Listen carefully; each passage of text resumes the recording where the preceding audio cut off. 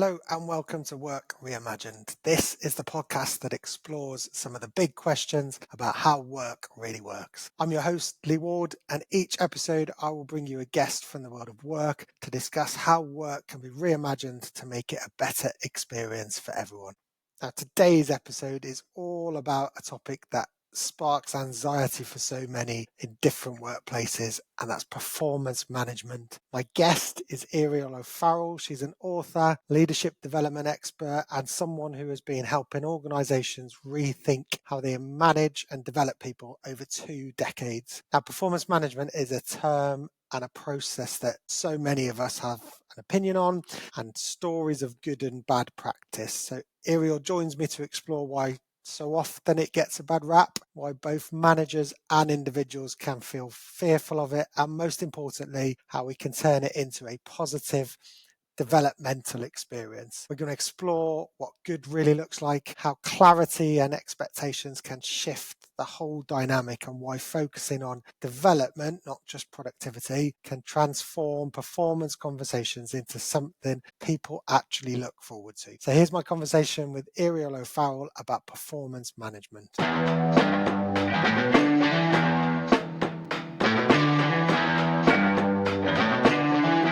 Irial, thank you for joining us on Work Reimagined. I'm looking forward to getting into this conversation because I think it is a topic that lots of people have a particular view on that might be worth opening up the conversation today on. But before we do that, you happen to give us a little introduction to yourself and what inspires your work. Thank you very much, Lee, and thanks very much for inviting me onto the podcast. So my name's Irial O'Farrell, and I am just fascinated by how humans show up in the workplace and how do you meet the needs of the individual with the needs of the organisation. And I've been fascinated for what is a very, very long time, over 30 years, since my very first office job, where there was 2 managers and one everybody loved and the other people were trying to avoid. And it was this, what are they doing that people are picking up on? And I have been on a merry dance through financial services, managing operations teams, organisation design, performance management, all sorts of change management, developing high performing teams, all sorts of everything that goes into that sort of meeting both sets of needs. And that has informed all my career. And share that fascination with you. And one of the reasons for this podcast is that fascination really of how can you work with certain individuals and why, like you said, does it work in some situations and environments and others it doesn't. The reason I'm really looking forward to this conversation, Irial, is because we're going to be talking about performance management. And I'm sure there's some people listening that has just heard that term and had a certain reaction to it, which I know is the reaction and the perception potentially out in some workplaces as well that we will get onto. I'm sure everybody has heard that term, but for those that maybe are less familiar of it, can we just give a kind of explanation of what we mean by that term? Yeah, absolutely. And I suppose what I mean when I use it is the whole process of working with individuals to ensure that they have the skills, the knowledge, the mindset to perform the role that they're doing today in its entirety, and then to have the look forward to how do they develop towards other roles in the organization, be that promotions or be that lateral moves to other areas of the organization. So it's all of that. How do you kind of set the bar? How do you set the standards? How do you have those conversations? How do you explain the requirements of the role, and then how do you develop the people and give them the effective feedback that they are performing to the role's needs? And that's the sort of developing the individual and enabling them to perform at the right levels and equipping them to perform at the right levels for the roles to meet the needs of the business. So that's what I mean. Now, what it often means for people is the annual process of setting objectives and evaluating at the end of the year. To me, that's only a subset and part of it, but really the whole thing is around equipping the managers to have the understanding of how do you develop people and develop their capabilities into being able to perform the role. And there's lots of elements there. I think it would be great to get into of what kind of makes effective performance management and break that down. I am interested in getting your thoughts, like you said, of what it often means and the reaction that you often get. I do a number of sessions with leaders where we talk about it, and we talk about not necessarily their perception, but their perception that they think is in their workplaces and in with their teams. And it is often this negative connotation about Yeah. performance management. From your experience, why do you think we got into that position that there is that association with it? There's a few different things. I think part of it is managers aren't clear about the roles that they manage and around what the standards are for what good looks like for the roles that they manage. So it's very hard, as the Cheshire Cat said to Alice, if you don't know where you're going, any road will take you there. I'll paraphrase him, but that was the general sense. So if you don't know what good looks like for the roles you're managing, how can you develop people towards that? How can you give effective feedback? How can you tell them where they need to tweak the performance or where they're doing really, really well? So the managers, I don't think, are equipped to have that understanding of the roles that they're managing, which makes the giving feedback or giving any sort of direction very difficult because they're not sure, so therefore they don't bother. So again, not everybody will do this, but a lot of managers will be going, I'm not really sure what I'm going to do. So as a human nature, we tend not to do things we're not sure about. So we put it on the long finger. And so then the evaluation piece then becomes very contentious. My mantra is always there should be no surprises. So the review meeting at the end of the year, that final conversation at the end of the year, should be the easiest conversation of the year, because everything should have been discussed in advance of, and those conversations should have been happened. So all it should be is a summary of, we talked about this, we talked about that, we know about this, we know we're going to focus in on that.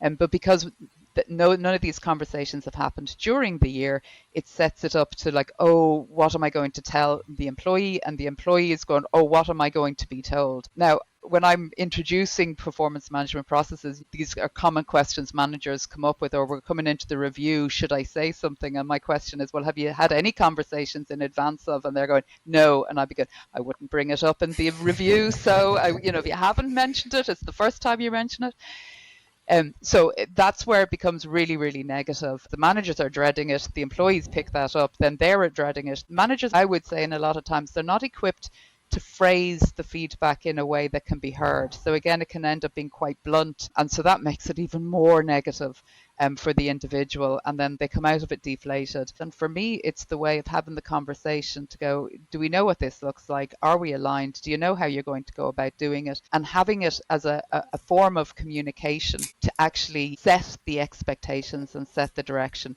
But because we're uncomfortable with that, managers often just rush through the process. And I mean, I've heard cases of where managers are cutting and pasting the objectives from one person to another, cutting and pasting the review comments from one person to another. Sometimes they don't even bother changing their names. And isn't that just really deflating for employees? Like, if you were at the receiving end of that, you'd be like, oh, really? So I think that's why some of it is lack of clarity around what does good look like for the roles that they're managing, and some of it is lacking the skill sets. I would also say some of it is lacking the purpose of it from the organization's perspective. It's something that they feel that in larger organizations HR makes them do, but actually it's a tool of management. And it's a tool of management in the sense of, we need people to do the work, because if we didn't, we wouldn't have them in the organization. And if they're not working at the right standards, it starts putting a huge impact on the organization's capabilities and ability to perform. And so I don't think managers really get that bigger picture. That they're told this is an activity you have to do, but they're not really told, why do we have to do this, or what purpose does this play in the overall organization. You can see I'm all about the individual and the organization. I'm getting a clear sense from you there. There's a process element to this, and there's a people element, there's a skill to it. That cutting and pasting comments instinctively made me think about school reports and the kind of the general vague, nothing to it kind of comments you got in that. So scary that is continuing into the workplace from what you've seen in some organisations. That process side of it, you talked about, actually this isn't the meeting at the end of the year, the review. This starts all the way back in terms of setting those expectations and that clarity, and that there are no surprises. In working with some teams where we've asked the question of, what are you feeling like if your manager says we're going to have a performance management conversation? And sometimes you hear the comments of, I'm up for the fight, I'm ready to defend my corner. And that's a really concerning viewpoint, I think, that people are going in, but plays into what you said there around, I'm not sure what conversation we're going to have. I'm not sure what we're going to be talking about. I'm not sure what they're going to be bringing up. So absolutely hear that clarity and no surprises in those conversations. So when you're working with organizations, how are you working with them to try and change that perception? And what are you seeing that the leaders that you work with are doing really well so people are seeing it as a positive Yeah. experience? So in about 2018, I was working with a client, and they were coming up to the performance reviews, and we were having these conversations. It was that one of those aha moments where everything crystallizes. I kind of said, "Do you know what good looks like for the roles?" And she was like, "No, we don't." So we built out a framework of what good looks like, and we did it by various different what I call role dimensions. So the likes of communication or problem solving or management or personal development and other aspects as well. But we started building them out by job family as to, well, what's expected at each level, because the levels are very different. And we got much better outcomes. So there was much better alignment by having this framework there. And then they were able to have much more effective conversations and look at really, well, you're really good here, not so good here. And I started using it with other clients. And so that's the framework I've been using with clients. And they've been having much, much better quality conversations. Able to, somebody goes, I think I'm ready for promotion. They're able to go, well, let's have a look here and see and have the conversation about, are you ready? Are you not ready? Are there gaps? Do you need another 6 months of just pure practice, of getting more experience, and promoting somebody into a new role has made it a lot easier for them to step into the role effectively. Because what happens often, people get promoted up, they're not really sure what the new role is about or where they're supposed to focus or what they're supposed to do, particularly when you move into different levels of management. And what they often do is they take part of their old role with them and they keep doing some of that. When I look at performance, I'm looking at it in its entirety and going, the organization's performance isn't working right now because work is at the wrong levels. So it helps people to step into, oh, I let go of that. That's that part, whoever the replacement is or whatever way it gets set out. And this is my role. So feedback has been from clients that those stepping into the new roles is a lot easier, a lot smoother, a lot more effective and efficient. And then in onboarding people new to the organization, because we recruit new people into the organization, they bring their own stuff with them and we have to align them to our culture, which oftentimes the culture is unwritten and it depends on what people say. And how good the new person is at picking up the cues of the what's not being said. So you're leaving that to chance. Okay, and so all sorts of things can happen when you do that. So that framework is changing those dynamics of those conversations and expediting the whole stepping into this role and the skill sets and the knowledge and the mindsets of this role and making that shift from the old role or the old organization. So that's kind of how I have moved my work. And that work is based on years of working with managers, leaders, businesses, business design, organizational design. So it's forming all of that, and of course, how the human shows up in all of these areas. So it's informing all of that, and we're getting much better outcomes as a result. But it also leads into the review process and the evaluation process, which is, of course, another very contentious issue, and why people dread it as well, because when there's a connection with bonuses or pay rises and all that kind of stuff, you get very poor data on the reality. So I was just talking to a senior HR person yesterday, and she was saying, in our organization, apparently there are no poor performers when you look at the ratings data. But when you talk to the managers, they're having people issues left, right, and center. So there's this huge disconnect. And I guess that plays back to that skill element, doesn't it? Of some of this might be difficult conversations, particularly if you're coming at different kind of assumptions on performance. Yes, That some of this you might have to have a difficult conversation with someone where they're perceiving their performance to be at a certain level, and what's available to you as a leader might suggest otherwise. You talked there about the challenge with this is an evaluation, this you're being assessed. How much of this conversation should be around development as well? Because I get a sense of if yeah, there was more of that happening in the conversation, people might see it as more of a positive experience as well. absolutely. didn't mention my introduction that I do write books, and I have a book of smart objective setting, but I have another book in the works that will be coming out in 26. And as part of that, I was researching the history of performance management, which has been really interesting because it's over 110 years old, going back as far as the 1910s. Um, and what is very apparent is in it, it comes to the question of what problem is performance management trying to solve.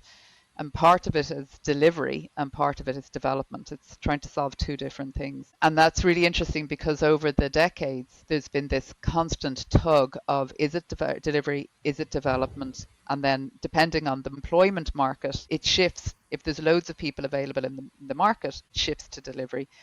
If it's a very tight market, employment market, it shifts to development. Personally, my personal view is irrelevant of what's going on in the market. It has to be about both, and it has to be seriously about both. So yes, you do need to deliver, but you need to equip the people to be able to deliver at the right the right levels for their roles. And that's there because even if there is a good supply in the employment market of getting good people, the cost of recruiting them and the cost of onboarding them can be huge, and the statistics would say it goes up to 200% of salary. So to me, it has to be about both. And that development, often I think there's this perception that development is just progression in roles, isn't it? And progression in moving up to the next role and being promoted. But actually, for Yeah, some people, there isn't the yeah, motivation to do that. They're quite happy in the role that they mm, do, but that progression could be yeah. knowledge progression, and becoming experts in the knowledge that is needed for that role. I'm really interested in that history that you talked about. It makes me think, obviously, the world in fairly recent times, the world of work has changed and a lot more hybrid working, people working from home. Are you seeing in your conversations that there's more of a call on performance management, or at least from managers, this fear of, I can't see people, I need to be managing their performance, probably with more of that negative association, but I need to be managing more of those performance so I know that they're doing work, I know that they're being productive. Have you seen a change because of that change of ways? I think there is a bit of the realization of the need to support people in a much more intentional way. Where before, when everybody's in the office, there can be the chats and the kind of interactions, the informal interactions, which can support development or understanding or the communication process in general of just keeping people in the loop. There's much more of a need to intentionally check in and where are you at and not assume, well, you should know this. And particularly with onboarding. And I do think that's partly why I'm not surprised there's a move towards having people in the office more regularly, more consistently on the same days on the basis of needing to, part of the development and part of that kind of learning from each other and learning by seeing and learning by listening to conversations that you're not getting when you're working from home. Working from home works very well if somebody is very competent and capable and self-motivated in their work. But for people who aren't, then they need that much more support and much more targeted interventions to kind of develop those capabilities. And it's finding that balance, isn't it?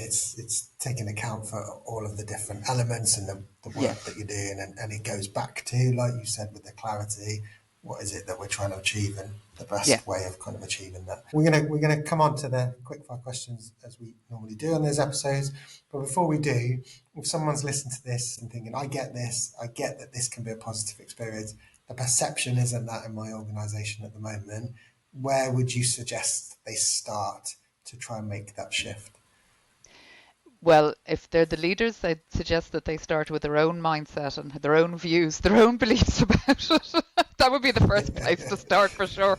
Do I like it? Am I really buying into it? What do I really believe about it? Because whatever they believe about it is likely what's going to is going to come out in their actions and what they say about it. I suppose that really examining even that question, what problem is performance management trying to solve? Like, in their heads, is it, well, it's the problem of getting HR off my back. Is that the problem I'm trying to solve? Or am I trying to solve from a bigger perspective of the team and the work or the organization and that longer term view of the organization? And do we have the right skills and the right mindsets at the right time for today and for tomorrow? And examining that. And if that's not there, if that's not the perception, if it's seen as a negative, unpacking, going to a coach. I would suggest going to a coach, unpacking kind of what your experience, that what their experiences have been and what they believe about it, and try and kind of unpack that and get to sort of reframing it to see it as actually the enabler it is in an organization. And I suppose I know I gave a very quick introduction to my background, but I did run an L&D department for about 6 years, which is where I really got involved in the performance management design process and competencies and the softer side of things. And by the end of the 6 years, we were actually, and this is quite rare. And I suppose I have a natural affinity to building high performing teams. I just thought everybody did it. I thought this is what you do when you manage. And it turned out, no, that's not it at all. Most people don't do that. And so again, because it was my first time running an L&D department, I thought all L&D departments were like this. It wasn't the case. But the L&D capability became a strategic enabler of the business. And I know that sounds kind of quite trite, oh really? Yeah, sure. That's just, everybody says that. But actually the leadership team were making strategic decisions about where they were going to position the business and how they were going to move and develop and grow the business. In the very strong knowledge that whatever decision they made, they had the capability internally to provide the skills and the capacity and the capabilities necessary to shift the organization to supporting that strategy. And that is, to me, that's the power of it. If you can develop your people and get ahead of and develop them in advance of the needs, you can then strategically move into those future spaces much more effectively. So to me, it's not just nice to have. To me, it's a requirement if you're really serious about your organization being as effective as it can be, regardless of what the organization is set up to do. A real shift to that proactive approach, which is going to play into resilience of the organisation and adaptability of the organisation, as well as the overall performance and productivity. Really important conversation, Irial, and I hope people are listening to this and taking some of these questions that you talked about, some of these conversations back to their organisations and teams and seeing what that looks like. Thank you for sharing that with us. We're going to finish with those quickfire questions. The first one is, if there's one thing about workplace culture you would like to change, what would that be? Well, the just after what I've talked about, the focus and the shift to development of people, and seeing the long-term investment in long-term investment in people, and the mindset of people are there to enable the organisation, not there as nuisances.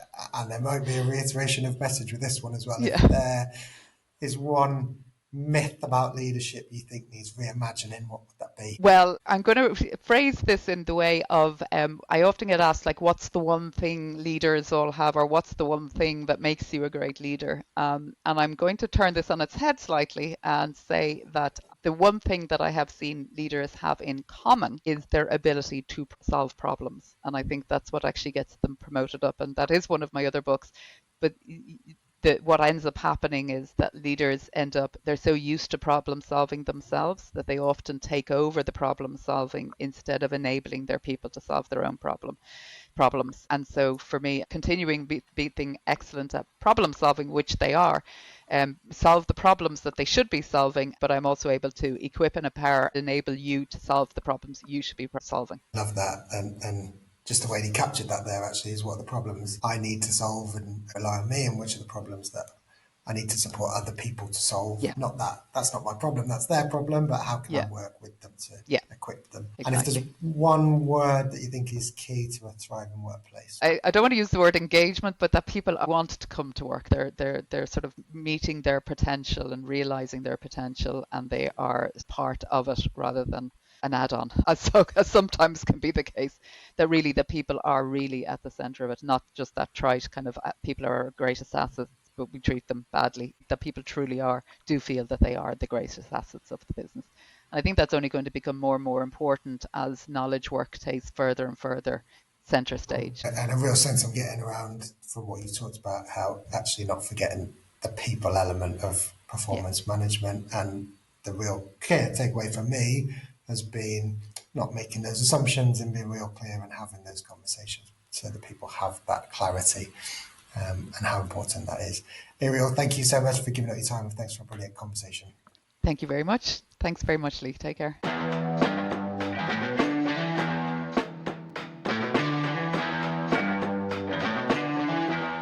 That's it for this episode of Work Reimagined. A huge thank you to Irial O'Farrell for sharing her insights and helping us see performance management in a whole new light. As always, if you've enjoyed this conversation, don't forget to subscribe to the podcast so you never miss an episode. And if you found it valuable, leave a review or share it with someone who you think might benefit from the conversation. Work Reimagined is going to take a short summer break now, but we will be back in September with more brilliant guests and fascinating topics to discuss. So until then, thanks for listening.